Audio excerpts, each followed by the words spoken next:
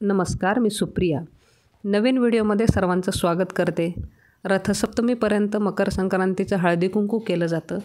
तर या हळदी-कुंकाच्या रांगोळ्या किंवा डेकोरेशन किंवा हे जे आपण बघू शकतो की छान पद्धतीने घरातीलच वस्तूंचा वापर करून आपण हे डेकोरेशन कसं करावं याचा मी मागचाच एक व्हिडिओ टाकलेला आहे.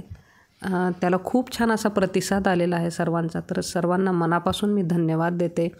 तर बघू शकता घरातीलच साहित्याचा वापर करून हे डेकोरेशन केलं जातं.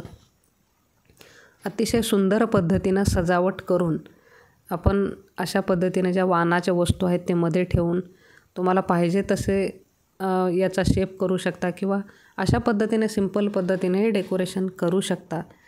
तर ह्या ज्या नवनवीन आयडियाज आहेत नक्कीच त्याचा तुम्हाला उपयोग होईल. तर एक आवडणारी आयडिया मला शेअर करावीशी वाटते. आहे का कोणी घरात? आहेत ना, पण आधी नाव घ्यायचंय. नाव घेतल्याशिवाय यायचं नाही. चालेल चालेल. संक्रांतीच्या सणा दिवशी जमल्या सगळ्या मैत्रिणी. जयवंत माझे विठ्ठल, मी त्यांची रुक्मिणी. वा वा वा वा, वेलकम. थँक्यू. आहे का कोणी घरात? आहेत आहेत, या या, उखाणा घ्या आणि एंट्री तुम्हाला. पैठणीवर शोभून दिसते नाजूक मोरांची जोडी, पैठणीवर शोभून दिसते नाजूक मोरांची जोडी, करण रावांमुळे आली माझ्या आयुष्याला गोडी. वा वा वा वा.